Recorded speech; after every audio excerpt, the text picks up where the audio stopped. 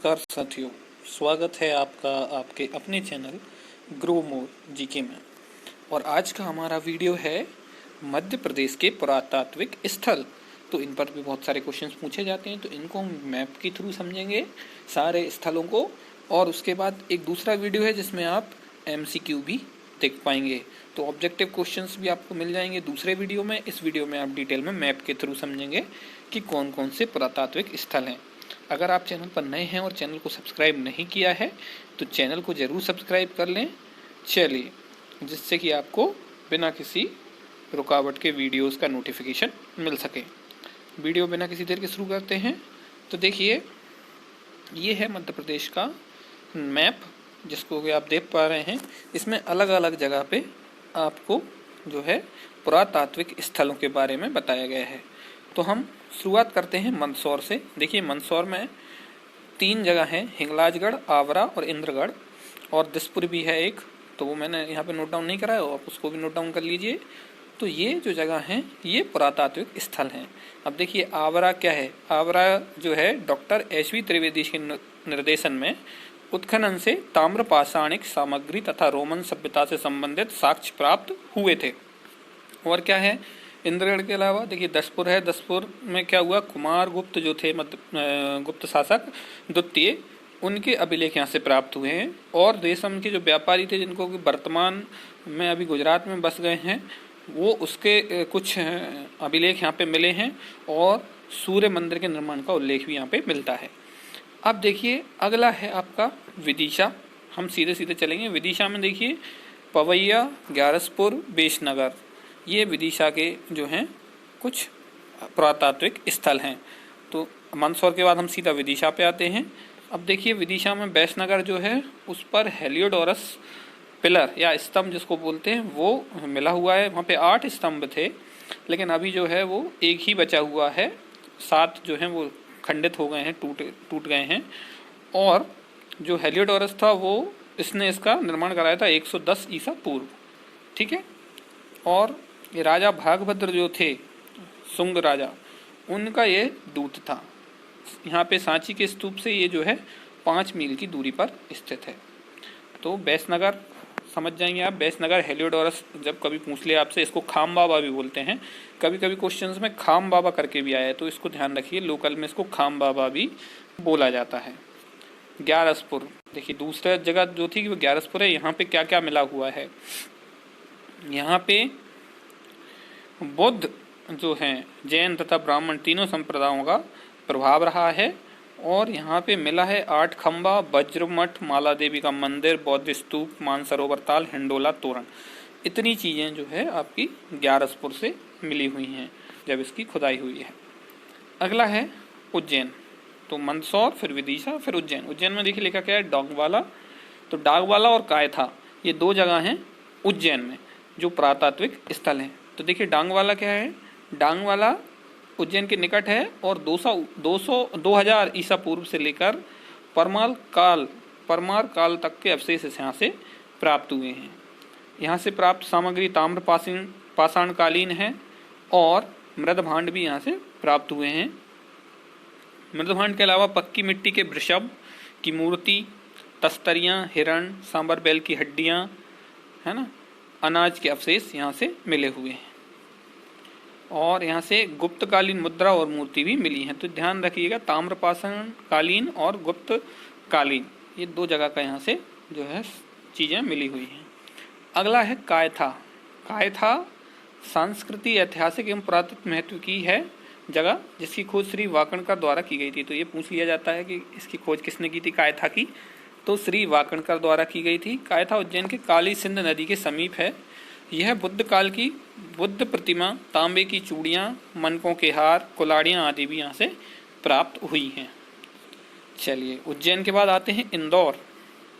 तो इंदौर में देखिए 2 चीज़ें लिखी हुई हैं। एक लिखा हुआ है होलकर राजाओं की राजधानी, और दूसरा है नवादा टोली। HD सांकलिया के निर्देशन में यहाँ पे ताम्रपाषाणिक साक्ष्य प्राप्त हुए हैं। तो इंदौर में 2 जगह हैं, तो देख लेते हैं। नवदा टोली जो है वहाँ से HD सांकलिया के निर्देशन में ताम्रपाषाणिक साक्ष्य प्राप्त हुए हैं, और होलकर राजाओं की राजधानी थी इंदौर। इतना ही याद रखिए। अब अगला आते हैं हम सीहोर।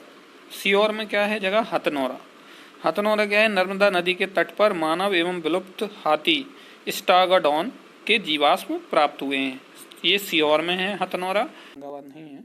ये रहेगा आपका जिला जो है वो है आपका सीहोर। ठीक है, तो यहाँ पे टाइपिंग मिस्टेक हो गई है, इसको करेक्ट कर लीजिएगा। अगला देखेंगे होशंगाबाद। तो होशंगाबाद में आदमगढ़, यहाँ पे क्या मिला है? कृषि एवं पशुपालन के साक्ष्य यहाँ से प्राप्त हुए। तो आदमगढ़ जो है उसका उत्खनन किया है आर.वी. जोशी और एम.डी. खरे ने। आदमगढ़ मध्य प्रदेश के होशंगाबाद जिले की नर्मदा नदी के तट पर स्थित है। यहाँ पुरापाषाण औजार, हड्डियों के टुकड़े, चूड़ियाँ, कांच के टुकड़े आदि प्राप्त हुए हैं। आदमगढ़ की पहाड़ी गुफा के लिए भी प्रसिद्ध है। आदिमानव पत्थरों की तराश कर नुकीले औजार यहाँ से बनाया करते थे। तो ये आपका होशंगाबाद में है आदमगढ़, ध्यान रखिएगा। हम बिल्कुल सीधे सीधे चल रहे हैं। अब आदमगढ़ होशंगाबाद से आते हैं रायसेन। रायसेन में देखिए भीमबेटका है। तो भीमबेटका में जो है प्रागैतिहासिक मानव के प्रथम साक्ष्य निवास स्थल चित्रित शैलाशय आदि प्राप्त हुए। तो देखिए इसकी खोज जो है वो की थी विष्णु वाकणकर द्वारा, और ये रायसेन जिले में स्थित है। आदि मानव द्वारा रंगीन चित्रों से कारण भीमबेटका की गुफाएं संपूर्ण विश्व में प्रसिद्ध हैं। यूनेस्को द्वारा विश्व धरोहर की सूची में भी इसको सम्मिलित किया जा चुका है। इस स्थान का नाम भीम जैसे विशाल चट्टान के कारण भीमबेटका पड़ा। यहाँ 600 से अधिक गुफाएं हैं। तो ये हो गया आपका रायसेन जिला। अब आते हैं हम सागर। तो सागर में ये देखिए क्या लिखा हुआ है, एरन। कृष्णदत्त वाजपेयी के निर्देशन में ताम्रपाषाणिक जो है तथा सती प्रथा के प्रचलन के प्रथम उल्लेख यहाँ से प्राप्त हुए हैं। तो एरन जो है वो मध्य प्रदेश के सागर जिले के अंतर्गत विंध्याचल पर्वतमाला के उत्तर में एक पठार पर बेतवा नदी के किनारे स्थित है। गुप्तकालीन अनेक अभिलेख यहाँ से प्राप्त हुए हैं। तो ध्यान रखिए गुप्तकालीन है और सती प्रथा का प्रमाण भी यहीं से मिलता है। तो ये भी चीज आप याद रखिए, पूछा गया है क्वेश्चन बार बार। गुप्त शासक भानुगुप्त से संबंधित हुआ है ये सती प्रथा का जो अभिलेख जो मिलता है। सम्राट समुद्रगुप्त के एक शिलालेख में एरन को एरिकन भी कहा गया है। इसके अतिरिक्त हूण शासकों की मुद्राएं गुप्तकालीन वारा मंदिर, विष्णु मंदिर, नरसिंह मंदिर ध्वस्त अवस्था में यहाँ पे पाए गए हैं। तो ये सागर में है एरन। अगला देखते हैं सतना। सतना में जो जगह है वो है भरहुत। भरहुत की जो खोज की गई वो 1873 में अलेक्जेंडर कनिंघम द्वारा बौद्ध स्तूप की यहाँ पे खोज की गई है। तो ये ध्यान रखिए, ये क्वेश्चन पूछा जाता है कि भरहुत की खोज किसने की थी, तो वो है अलेक्जेंडर कनिंघम। तो यहाँ पे भरहुत शुंगकालीन स्तूप के लिए प्रसिद्ध है, परंतु आज के अभी जो बचे हुए वो अवशेष मात्र बचे हैं। भरहुत का निर्माण मौर्य सम्राट अशोक ने कराया था। भरहुत स्तंभ का पथा सर्वप्रथम 1873 में कनिंघम महादेव महोदय द्वारा कराया गया था। सांची शिल्प कला से काफी समानता रखता है। तो जैसा सांची में स्तूप है उसी तरह की समानता भरहुत के स्तूप में भी मिलती है। अगला देखेंगे आप निमाड़ी। तो निमाड़ी जिला है, उसमें है ओरछा। तो ये बेतवा नदी के किनारे पर स्थित है और बुंदेलों राजाओं की राजधानी रही है ओरछा। तो देखिए ओरछा के कुछ फैक्ट्स हैं। यहाँ पे जो है राजा रुद्र प्रताप सिंह ने इसे बसाया था ओरछा को। यहाँ पे राजा राम का मंदिर है और राजमहल है। इसकी जो वो है निर्माण मधुकर शाह द्वारा हुआ। जहांगीरी महल है, सावन भादो महल है, राजा वीर सिंह देव ने इसका निर्माण कराया। चतुर्भुज मंदिर है, लक्ष्मी नारायण मंदिर है। राजाओं की स्मृतियों में बनाई गई ओरछा की 14 छतरियाँ और शहीद स्मारक राजा रुद्र प्रताप सिंह के द्वारा निर्मित ओरछा का किला यहाँ के प्रमुख दर्शनीय स्थल है। तो ध्यान रखिए ओरछा से भी क्वेश्चन पूछ लिए जाते हैं। और ये निमाड़ी में है, ये ध्यान रखिए। पहले ये टीकमगढ़ में आता था, लेकिन जब से टीकमगढ़ से निमाड़ी अलग एक दूसरा जिला बना दिया गया है तो तब ये निमाड़ी में आता है। तो ये भी क्वेश्चन पूछा जा सकता है, ध्यान रखिएगा।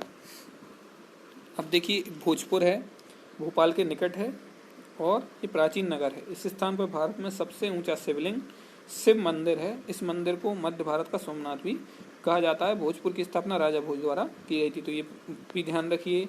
एक और है त्रिपुरी। त्रिपुरी प्राचीन काल में कलचुरी और चेदी वंश राजाओं की राजधानी थी, जो जबलपुर के निकट नर्मदा के तट पर भेड़ाघाट के नज़दीक स्थित है। तो ये जबलपुर के निकट है और भेड़ाघाट के घाट के जो है नज़दीक में है त्रिपुरी। और 1939 में कांग्रेस का 52वां ऐतिहासिक अधिवेशन यहीं पर हुआ था, तो ये इससे क्वेश्चन बन जाते हैं। सुभाष चंद्र बोस को यही कांग्रेस की अध्यक्षता का पद प्राप्त हुआ था। तो ध्यान रखिए दो चीज़ें, एक तो ये जबलपुर के पास में है, दूसरी 52वां जो अधिवेशन हुआ था कांग्रेस का वो यहीं हुआ था और सुभाष चंद्र बोस को यहीं कांग्रेस की अध्यक्षता प्राप्त हुई थी। अब खजुराहो जो है वो उसको जजा भुक्ति नाम से भी जाना जाता था। जजाक भुक्ति मध्य प्रदेश के छतरपुर जिले में चंदेल शासकों द्वारा निर्मित खजुराहो मंदिर विश्व प्रसिद्ध है। तो चंदेल शासकों ने इसका निर्माण कराया था, छतरपुर जिले में है। ठीक है, चंदेल राजाओं की धार्मिक राजधानी थी। यहाँ पे अधिक मंदिरों का निर्माण धन के शासनकाल में हुआ। अधिकांश मंदिर नागर शैली में निर्मित हैं। यहाँ के प्रमुख मंदिर 64 योगिनी, आदिनाथ, पार्श्वनाथ और महादेव मंदिर हैं। अंतर्राष्ट्रीय स्तर के सर्वाधिक पर्यटक जो होते हैं वहाँ यहाँ आते हैं। इस स्थान पर वैष्णव, जैन, शैव धर्म से संबंधित अनेक मंदिर हैं। झटकरा जो है वो दूसरी जगह है, वो भी खजुराहो में ही है। तो इसमें भारतीय पुरातत्व के द्वारा सर्वेक्षण समय विशाल मंदिर होने के यहाँ से भी प्रमाण मिले हैं। तो छतरपुर में दो जगह, एक खजुराहो, दूसरा झटकरा, ये ध्यान रखिए। अन्य पुरातात्विक स्थल में जैसे देखेंगे आप पीतनगर, ये खरगोन में है, यहाँ पे बुद्धकालीन अवशेष प्राप्त हुए हैं। निन्नौर गांव ये सीहोर में है, यहाँ से गुप्तकालीन वास्तुकला के अवशेष प्राप्त हुए हैं। खलघाट धार जिले में है, खलघाट स्थान से ताम्रकालीन सभ्यता के अवशेष प्राप्त हुए हैं। तो ये कुछ आपके अन्य पुरातात्विक स्थल थे। तो मध्य प्रदेश से इन्हीं जो है स्थलों से क्वेश्चंस पूछे जाते हैं।